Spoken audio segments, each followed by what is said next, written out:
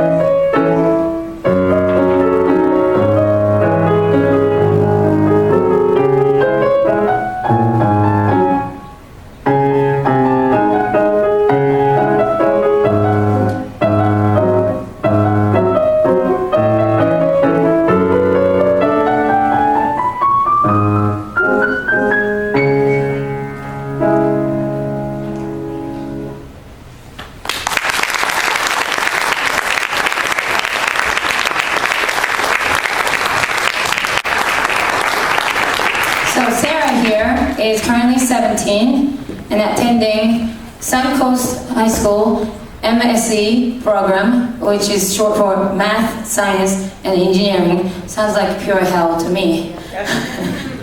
So when I first met her, she was only 7 years old, and this, she knows, this is her first recital photos. So, yes. Thank you for cutting off the pants I wore under that dress. No, I really wanted to show you shoes. You had pink shoes for no reason. But anyway, so it's been 10 years now because she is 17. Okay. So when I first met her, she was 7, and to describe you from the very, very early on, as a person, to describe her, she was very tough, very strong-willed, and fiercely independent. So strong-willed part, the tough part. Shortly after she started, her younger sister started also, Rachel, who apparently isn't here today. Yeah, she is not. So anyway, but she didn't continue too long. I guess she either couldn't take me or couldn't take the practicing. But Sarah here didn't phase. She was, we hit it off pretty well, and she became my little buddy very soon. Yes. And she came every week, and I cut her nails every week, and I just cut her yesterday too, still. So that was that, and then her independence, to show you how independent she was. I don't know any other 8-year-old, I think you were 8, she started going to a sleepaway summer camp. I think it started out with 4 weeks, right? And so not too many 8-year-olds can do that, to be away from their parents or home for a whole month. But here, she had a good time. She probably had a better time, even than being at home. I remember you could not call her. There is only correspondence that you were, probably because some of them get so homesick if you hear from your parents' voice or whatever. But only correspondence her mom told me that is writing a letter. You can write her a letter. Or, so I remember sending her a postcard. I don't know if you remember. You don't? Yeah, I wrote her a postcard saying how you're doing. I hope you're doing, hope you're having fun and all that. So, and she went every year until high school, right? Yeah, like the year before. Right, year before, yeah. Every year she went. So, and then I'm sure this part she would agree. She wasn't exactly the most diligent practicer. So every time she goes off to this camp, back of my head, I prepare myself. This is probably the last time I see this girl. Because a lot of time, not necessarily Sarah, it's nothing personal. A lot of students, when they go off for such long amount of time, they either lose their interest or change their interest, and they would not return. So I just, I thought, every year I thought this might be it. But no, every year I was wrong. She came, as soon as she comes back, I get a phone call from her mom saying, "Hey, Yoko, Sarah's back. She wants to come back to a lesson." So she's one of the really surprising student in a good way. I'm sure her parents probably didn't think, she'll be standing here next to me today, right? So the very sweet story. She went to Timber Trace, and I know there's some goes to Timber Trace here too, elementary school. And one day she came to a lesson, and she tells me, for the future, she wants to be a vet. Right? Now, of course, she wanted to have a pet. Every 8-year-old girl wants to have a puppy, probably. But her parents just didn't have time for that. They just didn't go for it. I think the farthest you went, it's probably your mom's fault. Oh, yeah. The farthest you went was a fish, pet fish. And I remember she had a betta fish and a goldfish, which you named Goldie. Remember Goldie? Yeah, I do remember. So she comes and she tells me she wants to be a vet when she grows up. And I said, okay. Then she goes, still, you probably remember this. She goes, but I don't want to treat cats. I said, oh? She goes, because I don't like cats. So I'm gonna treat dogs and some other animals. So I said, okay, I guess you'll be the vet who wouldn't treat cats, just, dogs and others. Nothing wrong with that, that's cool, right? Well, I mean, I thought it was a natural sort of direction because her father is a well-known cardiologist in town. The mother is a psychologist. So I thought she might follow that, but I don't think she wants to be a vet anymore, no. So that was elementary school. She went to Duncan Middle School, music program. Some of you might not know, but Duncan actually has a music program. It's not like the art school, obviously, but it did. And because she was a pianist, she played percussion, right? And I believe it was 7th grade. This one point in her life, she had so much events going on, so many things going on in her life. And her recital was coming up, piano recital was coming up, and it was just really overwhelming. So I remember one day, she normally came into the room by herself, but then she came in with her mother to, the lesson. And usually it's not a good sign. It's like, oh, what did I do? And then, so her mom comes in and said, Sarah's just so much going on, and then we are not, considering to discontinue piano lessons. And I'm sure you talked about this with your mom on the way coming to the studio. But as her mom talking about this, she actually gets quite emotional. I'm sure you remember, right, Nina? Now, as I said before, she's a really tough girl. You don't really see her getting so emotional so easily. But she really became emotional. She teared up. So looking at her, hurting the thought of quitting piano and me, Mom and I thought, maybe let's look at reevaluate amount of the music that you're working on, and then prioritize. And then she was able to continue through that, and I'm so glad you did. So from then on, she went to high school, and she wanted to go to Sangos. From, nothing but Sangos MSc at that time. She's regretting a little bit maybe, but so that's why she accepted. She got in 4 because you have to apply also. So you just can't go there just because you want it. So, and then she's been active at school, and she joined the debate team. She just came back from the debate competition. Debate competition all over the nation, so she was just, last week she was in DC, right? Yes. So, but as you know, ladies and gentlemen, so this one also, she did not go to any art school, right? And then especially for that, well, even without, I actually have 5 girls today, high school girls, none of them are in art school, and they're continuing.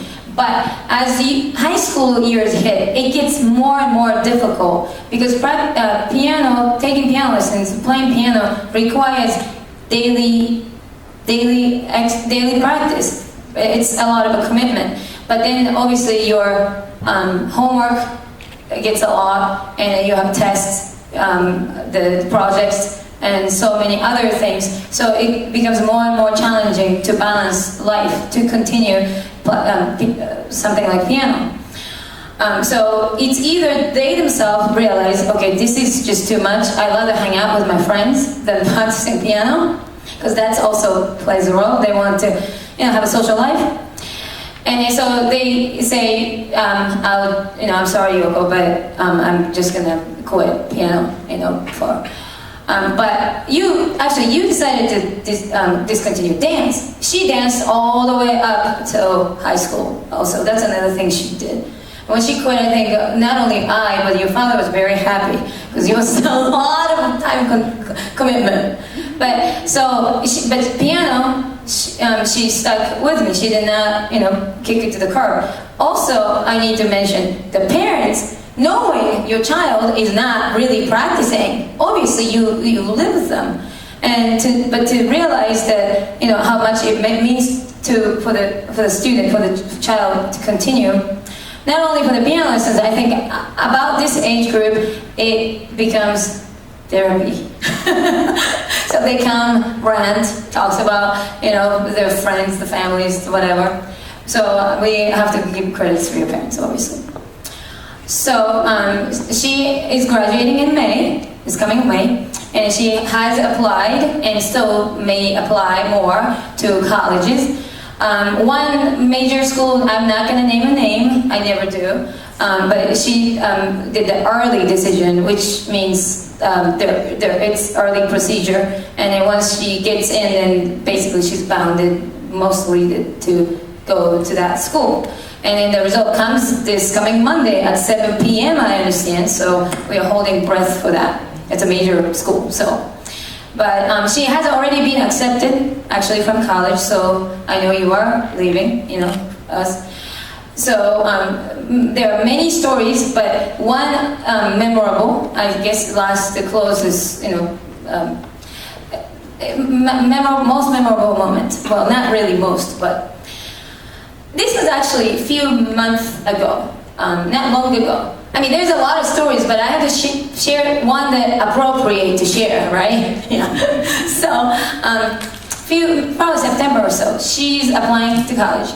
Now, and whoever applied to college in the United States knows, you need to get a recommendation letter from usually two teachers, right? So someone credible, and someone who knows you to write, obviously, good recommendation letter to get into the college.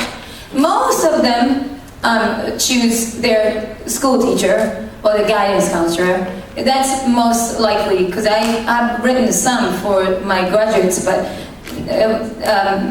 probably not for college. So Sarah comes into the lesson, and then she sits down and tells me that I need a recommendation letter for two teacher. And then she decided one from her teacher from school, and then she says, I would like you to write one for me.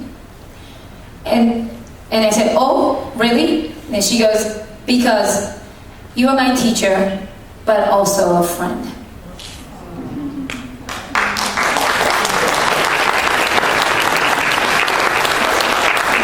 Is the kind of relationship that I always hope to develop with my students. I mean, that meant a lot coming from you, really, Sarah. So she stuck with me all these years, and I would like to recognize all of your hard work, but also I would like, as I said earlier, to recognize your parents, Nina and Steve. Can you please stand where you are? So please, thank you so much. Thank you so much for your love and support for the art and for me, because without your support, I could never have had this 11-year relationship with your daughter. Thank you so much. So Sarah, I know how much you practice. This girl really practiced this past 3 months. She practiced more than past 3 years. She really practiced to make this, because it meant a lot to her to have this stage. So I'm so proud of you. I'm so glad you're standing next to me today. Yes, and I would like to recognize you with beautiful flowers. Okay, Emily Nieto, who's wearing my dress today. She's the next year's senior.